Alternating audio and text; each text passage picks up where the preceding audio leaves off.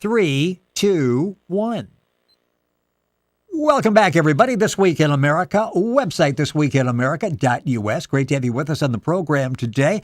Our guest, as mentioned, is Aceka. He has spent 4 decades making an exhaustive study of the connections between the teachings of ancient cultures and philosophies in an attempt to unravel the answers that have been buried over time. He's a scientist, philosopher, independent thinker who cast thousands of horoscopes and readings over the years. Also a skilled computer programmer, he's authored the astrological research programs available on the internet, and his book we'll be talking about is Initiation into the Mysteries of the Secret Doctrine. It draws together the author's own discoveries and the research to share the culmination of his work, and he's with us on This Week in America. Aceka, welcome to the program. It's great to have you with us.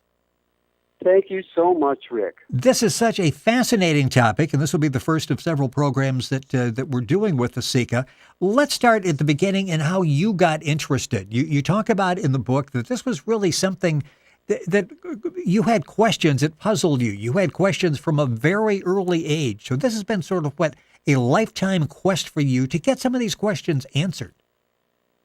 Yeah, that's true. I had always been interested in ancient topics. And it was when I got to be about the age of 20 that it appeared to me that there was something deep about the ancient teachings coming from Egypt and the initiation process that they were doing. Now, it all comes from the writings of Iamblichus, who was initiated in about the year 250 BC. In the typical way, and his ritual, kind of explains to us what was going on and what was being taught, to the initiates at the time. And that's what really sparked my interest in the first place. And you come at it from a very interesting angle. I mentioned the scientific background that you have, the philosophy background, the independent thinker. You don't want to necessarily take what somebody else is telling you. You want to go through the process and get to the conclusion yourself. The book we're talking about is Initiation into the Mysteries of the Secret Doctrine. And one of the sort of overriding topics in the book is we need to understand the stars to understand ourselves, and basically to move forward, we need to look back. Is that pretty much summarize sort of the overview of what we're talking about? How to make ourselves better and to move forward and to understand ourselves with more clarity. Yeah. Well, the very idea of being initiated is to help the soul, to help you evolve your character. And if you can refine your character and evolve your soul to a higher level of understanding and self-expression, then you also evolve your life to a more refined type of life. And that is really the reason that, the initiates were being initiated. Well, let's talk about themselves. Let's talk about the initiation process. On the cover of your book, in Initiation into the Mysteries of the Secret Doctrine, Aceka, Aceka, our guest on the program, you've got a very graphic picture that illustrates what we're talking about. Explain the initiation process to us. Well, it's kind of like the hazing process. When kids go into school, they get initiated into their little they get initiated in what is it that they get initiated in, Rick? I'm sorry. They get their own little cliques that they're involved, their own little secret organizations or whatever. Phi Gamma Kappa. One of those that they get initiation into. Right, exactly like today we still have initiation processes like when the kids go to school into Phi Gamma Kappa. But the first thing that they do is that they get hazed. And today the hazing, comes from the initial initiation process that started in ancient Egypt. And the cover on my book shows the very first step of the initiate being blindfolded and led into the Sphinx. And the Sphinx, from the Sphinx he has certain adventures, and those adventures reveal what the initiation process is trying to express, is trying to articulate to the initiate. And that's where it begins right there. What is the process like?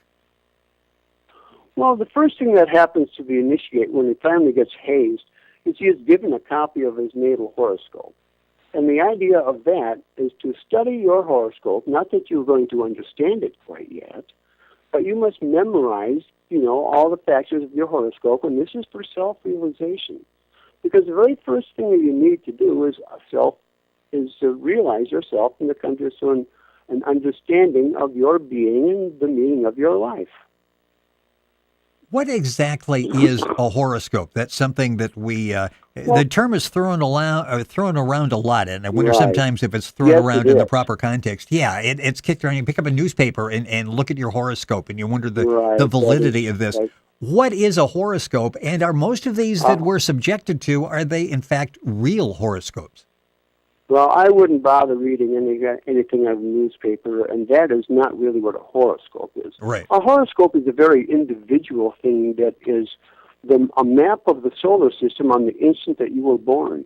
And the reason that you have that is because it is a description of your soul. And that is why you have the horoscope, and for your own self-realization, that is the beginning of your self-realization, is to look at the description of your soul at the moment of your birth from the solar system itself. Once we get a valid horoscope and are able to get our hands on one and to access that and the information, why is that relevant? How will we use that information? Well, once again, it's for self-understanding and self-realization. Yes. Because when you ask somebody, like, who you are, a guy might say, like, I'm Chuck or I'm Bob, and I'm a carpenter, and what I do is I like to fish, and that's who they think they are. But in order to have self-realization, you have to have a deeper handle into that. And so to understand the nature of your own unconscious mind, that is who you really are.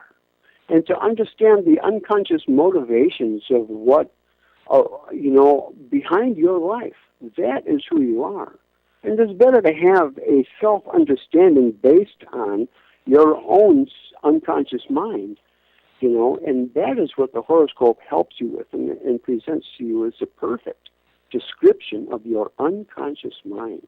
And as you're describing that, the book we're talking about is Initiation into the Mysteries of the Secret Doctrine. You can go to our website, thisweekinamerica.us, and link on to the information. The author, Aceka, A-C-E-K-A, is our guest on the program. As I said, you look at this you approach this from a scientific vantage point. And this is science you're talking about, isn't it? Oh, yes. As a matter of fact, the basic of all occult science is the Zodiac. And the Zodiac is just as much of a science as any other science is. And, like in mathematics, the Zodiac has the same relevance because it is ubiquitous to the universe. What I mean is that every planet that goes around any sun goes around the cycle, which is the Zodiac, because the Zodiac is the science of the cycle. It's very much like trigonometry. Being the science of the circle, the Zodiac is the science of the cycle, which occurs everywhere. And that's why. So it's based in science. The book is Initiation into the Mysteries of the Secret Doctrine. Mm-hmm. Aceka, our guest on This Week in America. You mentioned before, and there's so many interesting topics that we can get into. You mentioned the soul. Talk about the soul and how the soul evolves. Well, the soul, there are three terms that we use for the soul. We call it the consciousness also, and we call it the astral body. The soul is a generic term, but when you understand that your soul is your consciousness, and that as you live and experience things, your consciousness evolves and changes, then it's easy to understand that your soul evolves by the experiences in life. They also refer to the soul as the astral body. Now that kind of indicates and refers to the understanding that the astral body, that the soul has an astral form and actually takes a physical form. Your mental state and your consciousness actually takes a superphysical form called the astral form in the astral plane. Now, this has to be understood, and it'll take a bit of time to understand the nature of the astral plane, and that is called lifting the veil of Isis. How long did it take you, and maybe you're still in a learning process, how long did it take you to understand the concepts that we're talking about here, the facts that we're talking about here, or are you still in a process of trying to put all of this together? Yeah, it's true. We're always in the process of putting things together. But it took years, really, of learning astrology, of learning alchemy, and learning the meaning of magic, and putting that all together step by step. And just like when you go to school for anything, you have to memorize math tables and you have to memorize things long before you get good at math. You are memorizing math tables. And just like when you have your horoscope, you will memorize every aspect of the zodiacal position, every house cusp long before you have a true understanding of yourself. But you have to start somewhere. And just like when you learn the constellations, you will learn the names and the keywords to every constellation long before you come to an understanding of their true meaning. But that's how we do things in school, in every school. That's how we do it. Yes. When you started this understanding process, how did it change your life? What is the practical application for Aceka? How has this made you a better person? Well, I'll tell you, when you understand how connected you are to the universe, when you understand that the very things that you want for yourself are oftentimes the things that chain you to the rock of materialistic values. And what you learn really is altruism and compassion and self-sacrifice. And you discover that those things, like if you want everything for yourself, if you are a greedy person, you are spiritually stuck. If you are materialistic, you are spiritually stuck. Right. And so when you get an idea about the universality of the soul and the universality of our beings and the meaning of our lives, then you surrender all selfish motivations and all materialistic motivations. And that is called achieving higher mind. And as soon as you let that go, then you can actually achieve higher knowledge because you've opened your mind. The book we're talking about is Initiation into the Mysteries of the Secret Doctrine. Aceka is our guest on This Week in America. The book's available all across the country. You can link on directly and get information by going to our website, thisweekinamerica.us. As I knew the time would go by way too quickly, so many various topics we can talk about. One thing that's interesting as I'm reading all of this, is the universe alive? Is this something that's living? Are you trying to ask, is the universe alive? Yes. Is that what you're asking? Yes. Well, there is life in the universe. And the life within the universe would have to be the life of the universe. Now, we call it spirit, and spirit is just a word that we've given to what we now call energy. And so the energy that is found in the universe is the spirit and the life of the universe. So therefore, the universe is alive. Interesting. It's all in the book, Initiation into the Mysteries of the Secret Doctrine. The book is really fascinating. There are so many things to talk about, and Aceka will be back, and we'll do more programs talking about this. A few minutes left in the program, but I'm going to ask, one of the things that comes up is heaven and hell. Where does all of this fit into the universe and what we're talking about?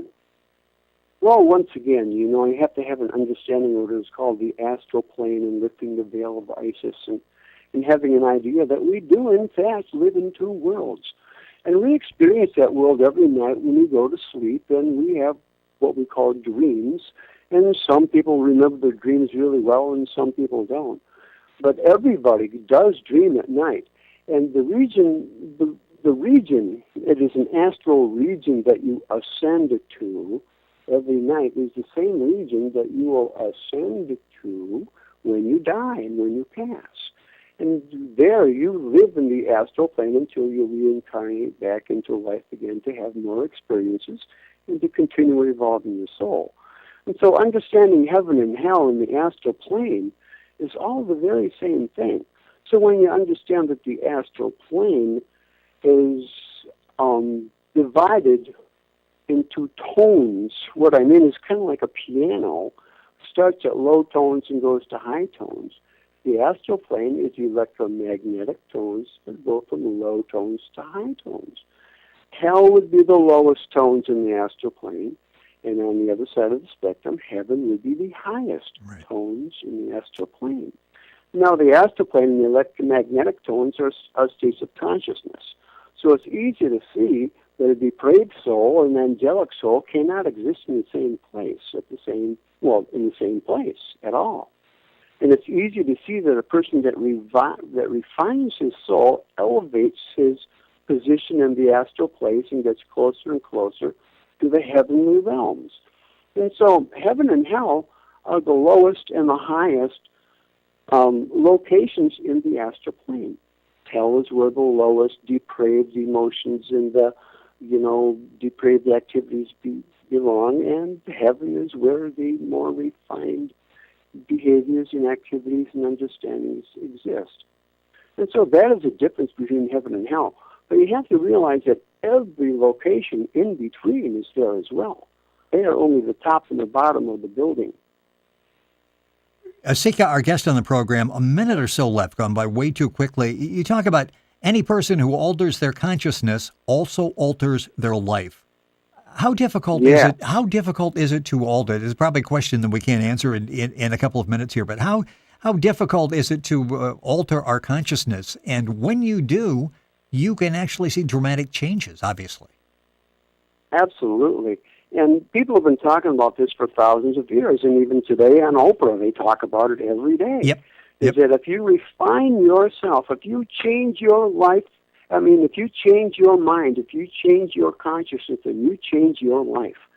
And it's an understanding that your life, is an extension of your soul. Your life is your unconscious mind extended in time.